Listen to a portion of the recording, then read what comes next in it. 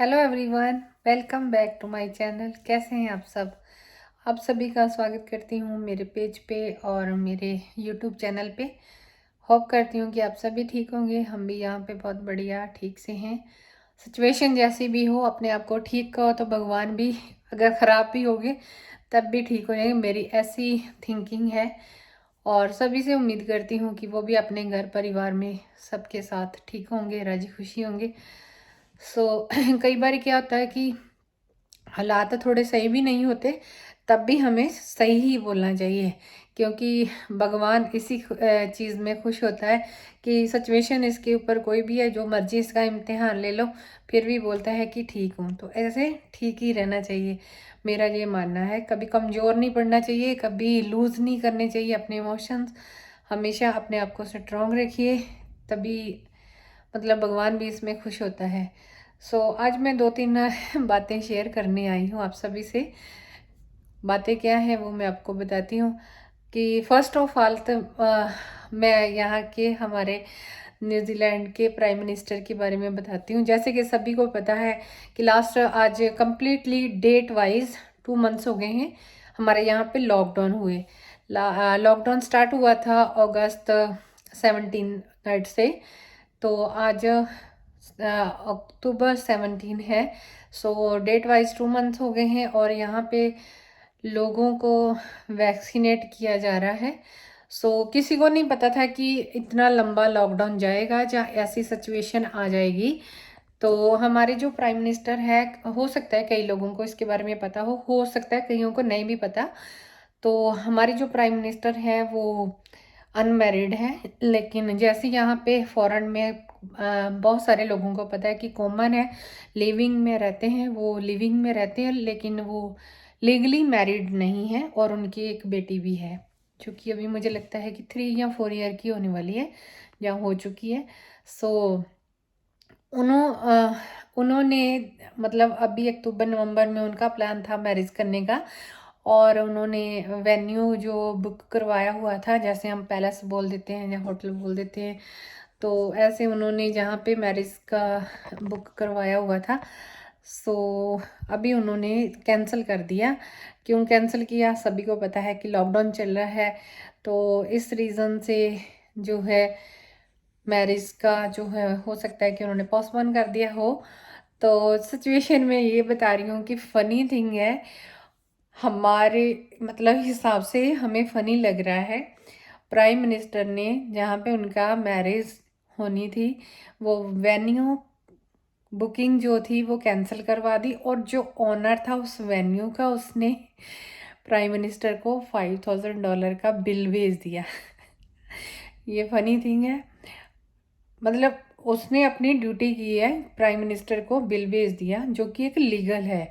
और funny thing मेरे को इसलिए लग रही है कि इंडिया में तो हमने लास्ट 6-7 मंथ पहले ये सुना था कि राजा वड़िंग ने अपने कुर्ते पजामे की, सॉरी मेरे को हंसी आ रही है, अपने जहाँ से जिस टेलर से कुर्ते पजामे स्टिच करवाए थे, उसको उसके टेलरिंग के फीस नहीं दी, पैसे नहीं दिए।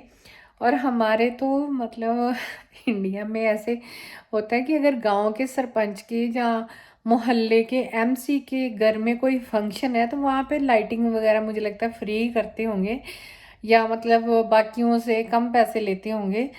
तो यहाँ प्राइम मिनिस्टर ने अपनी शादी का वेन्यू कैंसिल किया, डेट पोस्टपोन की होगी, कोविड है, दैट्स वाई अभी मैरिज नहीं कर रहे होंगे। तो जो ऑनर ने वेन्यू के चार्जेस, जो बुकिंग फीस होती है, वो उसका उनको बिल भेज दिया। आज सुबह से ये न्यूज़ बहुत आ रही है कि वेन्यू वाले ने प्राइम मिनिस्टर मैडम को भेज दिया है बिल। फनी थिंग कि हमारे जो बड़ा है उसको बहुत बड़ा मानते हैं। यहाँ तो पीएम की बात हो रही है, प्राइम मिनिस्टर की बात हो रही है, हमारे तो इंडिया के एमसी नहीं पूजे जाते। उनके घर में कोई फंक्शन हो तो मुझे लगता है डेयरी वाले कई दूध ही फ्री देते हैं वहाँ पे, सब्जियाँ वाले सब्जियों के भी पैसे नहीं लेते होंगे उनके घर से, और लेते होंगे तो हाफ ही देते होंगे। और वेन्यू कैंसिल करना और उसकी फीस, तो अभी तक मार धाड़ हो गई होगी, दंगे हो गए होते, धरने लग गए होते। तो ये सिचुएशन हमें वहाँ पे भी लेके आनी है कि सभी को इक्वल मानो, क्योंकि लोग बहुत बड़ा है तो उसको और बड़ा करते जाते हैं, जो छोटा है तो उसको और छोटा करते जाते हैं।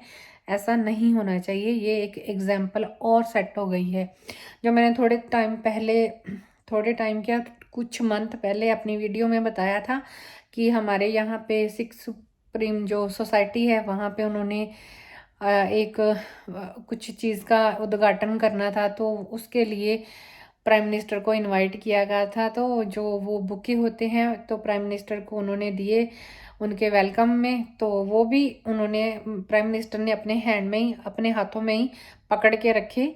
कोई साथ में नहीं था कि हाँ उन्होंने बुके गुलदस्ता दिया है तो वो किसी और को पीछे पकड़ा दे, ना ही इतनी उनके पास मतलब हाई फाई सिक्योरिटी थी, तो ना ही होती है। तो मतलब यहाँ पे फॉरेन में आके ये चीज़ें हमारे सबके लिए कॉमन सी हो जाती है। तो अभी ये माहौल हमें इंडिया में भी लेके आना चाहिए। इंडिया में तो हमारे यही नहीं ख़त्म हो रहा है कि उसने उसका अपमान कर दिया, उसने उसका अपमान कर दिया, वो पार्टी उधर जा रही है, ये पार्टी उधर जा रही है। पार्टियों के कंपटीशन तो होते ही हैं, सभी जगह होते हैं, बट इतना हाई फाई मुद्दा नहीं बनाना चाहिए जितना वहाँ पे बनता है। थोड़ा सा सिचुएशन को चेंज करना चाहिए। बाकी और मैं बात है ये भी करना चाह रही थी कि जैसे मैंने लास्ट वीक एक वीडियो डाला था, जो कि हमारे यहाँ पे मैरिज वाला वीज़ा, कल्चर मैरिज वाला वीज़ा जो है, पहले 12 मंथ लगते थे साथ में रहने के लिए बोलते थे। तो कुछ लोग बोले थे कि ये फेक है, वो फेक नहीं है, वो ओरिजिनल है। मतलब वो है वीज़ा, जो कि अभी इसका मतलब विजिटर वीज़ा देंगे 3 मंथ्स का, और उसके बाद यहाँ आके वो रेजिडेंस में कन्वर्ट कर सकते हैं, और वो सिटीजन और जो यहाँ के रेजिडेंट्स हैं उनके लिए हैं। और आने वाले टाइम में हो सकता है कि वर्क वीज़ा वाले के लिए भी कर दें। फिर भी ये भी अच्छी बात है, उसके लिए प्रोसेसिंग जो है वो चल रही है। तो और भी कई चीज़ें जो आए दिन में चेंज होने वाली होंगी वो हो जाएंगी।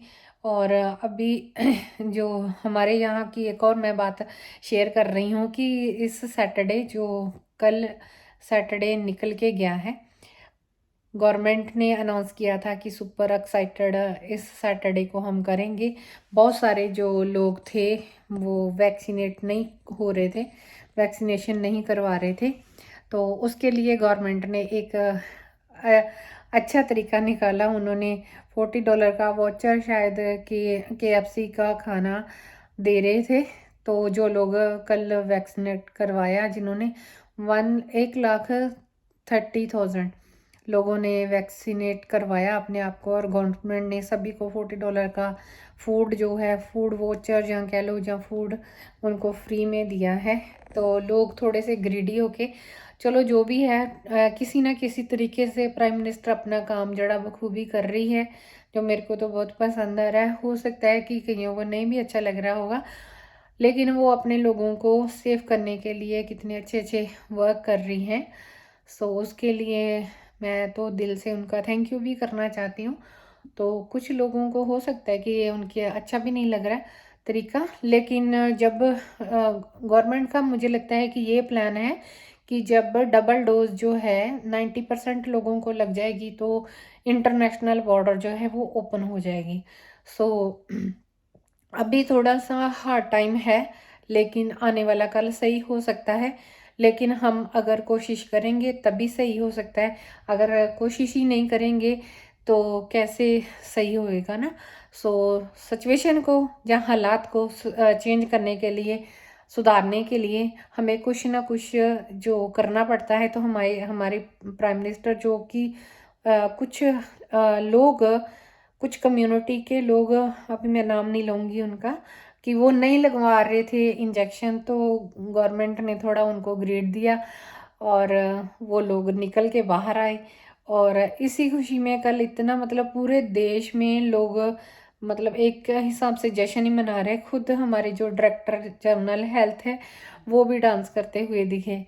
काफ़ी उनकी भी वीडियो वायरल हुई। तो सभी लोग मतलब चाहे पोस्ट से कोई कितना बड़ा है, और हमारी प्राइम मिनिस्टर देखिए क्या मतलब वो लोकल लोगों को जाके मिल रही है, जहाँ पे वैक्सीनेशन करवा रहे हैं वहाँ पे जा रही है, लोगों के बीच में निकल रही, बीच में होके उनसे वर्क करवा रही है। इतना काइंडफुल पर्सन, इतना काइंड एस पर्सन मैंने नई दुनिया में देखा। मैं बहुत रिस्पेक्ट करती हूँ हमारे प्राइम मिनिस्टर की, और सभी लोगों को करनी चाहिए कि इतना मतलब बहुत ही वो हार्ट से अच्छी लेडी है तो हमारी एज की, लेकिन बहुत मन से अच्छी है। मुझे बहुत अच्छी लगती है।